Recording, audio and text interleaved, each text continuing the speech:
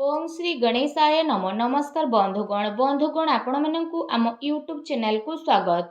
बंधुगण आजिर ए भिडियो रे आमे आपण मानकु कहबा पई जाउछु आगामी 3 दिनर स्थिति आपणकर किपरि रहिबो, केउ प्रकार ए आगामी 3 दिन को आपण प्लानिंग करिवे, ता सहित जदि आमे आपण मानकु कहबु केउ सब क्षेत्र रे आपणकु फायदा हेबो, केउ सब जिनिस रे आपणकु विशेष रूप रे सावधानता अवलंबन करबाकू पड़िबो, आपणकर लव लाइफ किपरि रहिबो, क्यारियर किपरि रहिबो, बिजनेस आउ व्यापार किपरि रहिबो एवं ता सहित स्वास्थ्यर मध्य महत्वपूर्ण इनफॉरमेशन आमे आपण मानकु देबु।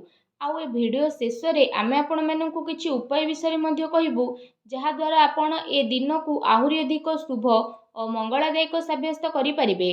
तेणु आगो को वीडियो आरंभ करबा पूर्व आमर आपण मानकु रिक्वेस्ट कि जदि आपण आमर ए चैनल ले नुआ आछंती तो चैनल को सब्सक्राइब करंतु एवं सांगरे नोटिफिकेशन बेल को मध्य ऑन करंतु, जहा द्वारा समय समय रे सो अपलोड हेउतबा नुआ नुआ वीडियो रो नोटिफिकेशन आपनकु मिलिबो। आसंतु जानिबा किपरि रहइबो ए आगामी 3 दिन आपनक पई विशेष भाबरे। जदि आमे आपण मानकु विशेष रूप रे कहबु, सबुठारु प्रथमे कहबु कि कोन आपनक पई ए 3 दिन रे पॉजिटिव रहबा पई जाउछि। जदि कहबा तो फ्रेंड्स, ए दिन रे प्रकृति आपनकु भरपूर साथ प्रदान करिबो। कौनसी लाभदायक एवं महत्वपूर्ण समाचार मिलिबा कारणरू आपण निजे निजकु आत्मबल एवं भावनात्मक रूप से बहुत अधिक सशक्त अनुभव करिवे। अटकी थिबा कार्य को पूरा करिबा पई मध्य आपण पूरा परिश्रम करिवे। ए दिन आपणक पई बहुत ही लाभदायक दिन साब्यस्त हेबाकू जाउछि। ए दिन रे कोनोसी महत्वपूर्ण समाचार आपणको अवश्य मिलिबो। आर्थिक समस्या सुधुरिबो। अटकी थिबा कोनोसी जमी बाड़ी संबंधित कार्य रे आपणको सफलता मिलिबार जोग मध्य बनुछि। एहा द्वारा पुराणा मित्रंको द्वारा साक्षात हेबा कारणरू मन बहुत प्रसन्न रहिबो। सुख सुविधा भली जिनिस को आपण किना किणी करिके निजर टाइम को स्पेंड करिवे। निजर प्रतिभा आ क्षमता को बुझंतु। यह द्वारा आपणको व्यक्तित्व रे आहुरी अधिक निखार देखिबाकू मिलिबो तथा समाज रे आपणकर छवि मध्य बढ़िबो। ए दिन आपणकर व्यस्तपूर्ण रहिबो, कामर अधिक बोझ रहिबो, किंतु सफलता मिलिबा द्वारा थकापण आपणको हेबो नाही एवं उत्साह मध्य आपणकर बनिकी रहिबो।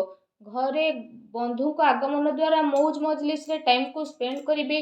निजर योजना को सफल बनेकी रखिबा पई ए दिन आपणको पई बहुत ही उत्तम रहिबो। काफी लंबा टाइम रु चली आसुथुबा कोनोसी प्रॉब्लम रु आपणको मुक्ति मध्य मिली जिवो, जहा पई आपण निजे निजकु चिंता मुक्त विशेष रूप रे अनुभव करिवे एवं आर्थिक मामला रे ठोस एवं महत्वपूर्ण निर्णय आपणक पई लाभदायक सिद्ध हेबो। समस्तंकर चाल आपणक सपक्षरे रहइबो एवं एहार आपण भरपूर उपयोग मध्य करिवे। आपणक भितरे कार्य प्रणाली कारणरू आपण समस्तंक प्रशंसार मध्य पात्र होई जिवो, किंतु कौनसी भी कार्य बा योजना पूर्वरु रूपरेखा अवश्य बनंतु। एहा आपणक पई बहुत ही भल रहिबो। अनेक प्रकारर सफलता ए दिन रे आपणकु अवश्य ही प्राप्त हेबाकू जाउछि। ता सहित आसंतु जानिबा आपणक पई कोन ए दिन रे नेगेटिव रहिबो। निजर क्रोध एवं तरतर भली जेपरि स्वभाव रे आपण नियंत्रण रखंतु। कौनसी संबंधित बा पड़ोसी सहित वाद विवाद भली स्थिति आपणकर उत्पन्न हेबो। उचित हेबो कि निजर कार्य उपरे आपण ध्यान दियंतु। अन्यर अजथा कथा को नजर अंदाज करंतु। मन रे किछि भूल बुझामणा बा आशंका हेबार विशेष रूप रे संभावना रहिछि। निजर स्वभाव रे नियंत्रण रखंतु, कारण केबे केबे आपणकर क्रोधपूर्ण बाणी अन्य को आहत मध्य करि पारे। एहा सह संबंध रे मध्य आपणकर कटुता आसे। आय संसाधन रे आपणकर कमी आसीबो, किंतु खर्च मध्य आपणकर बढ़िबो। सेथिपाई निज बजेट अनुसार खर्च करंतु। किछि अस्वस्थता मध्य आपण अनुभव करिवे, किंतु आपणकर कॉन्फिडेंस आपणकु एक्टिव बनेकी रखिबो। एहा सहित जदि कहिबा अन्य कारणरू कौनसी प्रकारर धन हानि मध्य आपणकर होई पारे। भाई भौणी सहित निजर संबंध को खराब ना हेबाकू दियंतु नाही। एहा द्वारा अकारण रे ही आपणकर चिंता उत्पन्न हेबो। कौनसी प्रतिद्वंदी जलन भावना कारणरू आपणक पई किछि नकारात्मक वातावरण मध्य अनुभव हेबो एवं किछि कथा को नै लड़ाई झगड़ा मध्य आपणकर होई पारे, किंतु टिके सावधानता आपणको प्रॉब्लम रु मुक्त मध्य प्रदान करिवो। घर बड़ वृद्धंकर अवहेला आदु करंतु नाही। केबे केबे भूल बुझामणा एवं अलस्वामी कारणरू ଆପଣଙ୍କର ବନୁଥିବା କାର୍ଯ୍ୟରେ ରୋକାବଟ ମଧ୍ୟ ଆସିପାରେ। ଏହା ସହିତ ନିଜ ବିଚାରରେ ମଧ୍ୟ ସୁଧାରତା ଆଣନ୍ତୁ। ଏହା ଆପଣଙ୍କ ପାଇଁ ବହୁତ ହି ଭଲ ରହିବ। ଆସନ୍ତୁ ଜାଣିବା ଏ ଦିନରେ ଆପଣଙ୍କର ଲଭ୍ ଲାଇଫ୍ କିପରି ରହିବ। ବୈବାହିକ ଜୀବନରେ ସାମଞ୍ଜସ୍ୟ ଆପଣଙ୍କର ରହିବ। ମନୋରଞ୍ଜନ ସମ୍ବନ୍ଧିତ କାର୍ଯ୍ୟରେ ଆପଣ ଆପଣଙ୍କ ଟାଇମ୍ ସ୍ପେଣ୍ଡ କରିବାରୁ ପରିବାରରେ ହାସ ପରିହାସ ଏବଂ ଖୁସିର ମାହୋଲ ରହିବ। ପାରିବାରିକ ବାତାବରଣ ଆପଣଙ୍କର ସୁଖଦପୂର୍ଣ୍ଣ ରହିବ। ପ୍ରେମ ସମ୍ବନ୍ଧରେ ମଧ୍ୟ ପ୍ରଗାଢ଼ତା ଆସିବ। ରୋମାଣ୍ଟିକ ମାହୋଲ ରହିବ ଏବଂ ନିକଟ ସମ୍ବନ୍ଧରେ ଡିନରରେ ଯିବାର ପ୍ରୋଗ୍ରାମ ମଧ୍ୟ ଆପଣଙ୍କର ବନୁଅଛି। କାଫି ସମୟ ପରେ ଘରୁ ବାହାରିବା ଏବଂ ଲୋକଙ୍କ ସହ ମିଶିବା ଆପଣଙ୍କୁ ଖୁସି ଏବଂ ଶାନ୍ତି ପ୍ରଦାନ କରିବ। ପାରିବାରିକ ବାତାବରଣ ଖୁସି ଭରା ରହିବ। ଘରର ସମସ୍ତ ସଦସ୍ୟ ଜଣେ ଆଉ ଜଣଙ୍କ ସହିତ ଟାଇମକୁ ସ୍ପେଣ୍ଡ କରିବେ। ବାହାର ସମ୍ବନ୍ଧୀୟଙ୍କ ସହ ସାବଧାନ ରୁହନ୍ତୁ। ଏହାଦ୍ୱାରା ମାନହାନି ହେବାର ସମ୍ଭାବନା ରହିଛି। ପରିବାରର ଗତିବିଧି ଆପଣଙ୍କ ଉପରେ ଦେଖା ମଧ୍ୟ ଯିବ। କାହିଁକି ନା କାମର ବ୍ୟସ୍ତତା ପରେ ଆପଣ ପରିବାରକୁ ଟାଇମ୍ ଦେଇପାରିବେ ନାହିଁ। ସେଥିପାଇଁ ଆପଣ ସେମାନଙ୍କ ପାଇଁ କିଛି ଟାଇମ୍ ଅବଶ୍ୟ ବାହାର କରିକି ରଖନ୍ତୁ।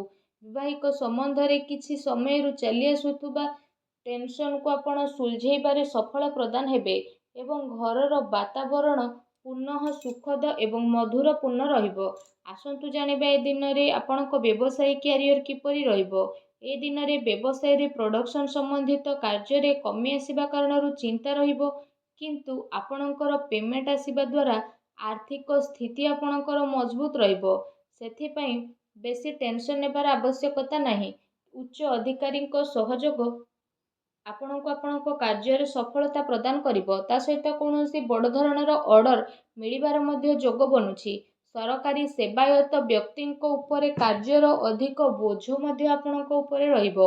କାର୍ଯ୍ୟ କ୍ଷେତ୍ରରେ କୌଣସି ନିର୍ଣ୍ଣୟ ଏକା ନିଅନ୍ତୁ ନାହିଁ। ଟିମ୍ ୱାର୍କ ବନେଇକି ଆପଣ ସବୁବେଳେ କାମ କରନ୍ତୁ। ଏହାଦ୍ୱାରା ବ୍ୟବସ୍ଥା ଉତ୍ତମ ବନିକି ରହିବ। ଆର୍ଥିକ ମାମଲାରେ କାହା ଉପରେ ଅଧିକ ଭରସା କରନ୍ତୁ ନାହିଁ, ନା କୌଣସି ପ୍ରକାରର ସମଝୋତା କରିବେ।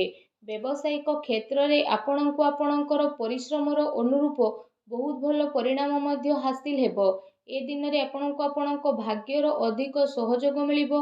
ଚାକିରି ପେଶା ବ୍ୟକ୍ତି କୌଣସି ସରକାରୀ ମାମଲାରେ ଫସି ମଧ୍ୟ ପାରନ୍ତି, ତେଣୁ ସାବଧାନ ରୁହନ୍ତୁ। ବ୍ୟବସାୟିକ ପରିସ୍ଥିତି ଆପଣଙ୍କର ଅନୁକୂଳ ରହିବ। ନିଜର ପୁରା ଧ୍ୟାନ ବିଜନେସରେ କେନ୍ଦ୍ରିତ କରନ୍ତୁ। କୌଣସି ବଡ଼ ଲୋକଙ୍କର ମିଳିବାର ସମ୍ଭାବନା ମଧ୍ୟ ରହିଛି। ବ୍ୟବସାୟିକ ଗତିବିଧି ସମ୍ବନ୍ଧିତ ଯୋଜନା କୌଣସି ବାହାର ବ୍ୟକ୍ତି ଆଗରେ ଆପଣ ସେୟାର କରନ୍ତୁ ନାହିଁ। କେହି ଏହାର ଅନୁଚିତ ଉପଯୋଗ ମଧ୍ୟ କରିପାରେ ଏବଂ ଅର୍ଡର ସମ୍ବନ୍ଧିତ ସବୁ କାର୍ଯ୍ୟରେ ପକ୍କା ବିଲ୍ର ଆପଣ ଉପଯୋଗ କରନ୍ତୁ। ଚାକିରି କରୁଥିବା ଜାତକଙ୍କ ପାଇଁ ଏ ଦିନ ବହୁତ ହି ଲାଭଦାୟକ ଦିନ ରହିବାକୁ ଯାଉଛି। ଏହା ସହ ଚାକିରି ସମ୍ବନ୍ଧିତ ଏ ଦିନରେ ଆପଣଙ୍କୁ ବହୁତ ହି ଭଲ ଖୁସି ଖବର ଅବଶ୍ୟ ହିଁ ପ୍ରାପ୍ତି ହେବ, ଯାହାଦ୍ୱାରା ଆପଣଙ୍କୁ କାଫି ଖୁସିର ଅନୁଭବ ହେବ। ଆସନ୍ତୁ ଜାଣିବା ଏ ଦିନରେ ଆପଣଙ୍କ ସ୍ୱାସ୍ଥ୍ୟ କିପରି ରହିବ। ଗ୍ୟାସ୍ ଏବଂ ଏସିଡିଟି ଦ୍ୱାରା ଆପଣ ପ୍ରୋବ୍ଲେମ ରହିବେ।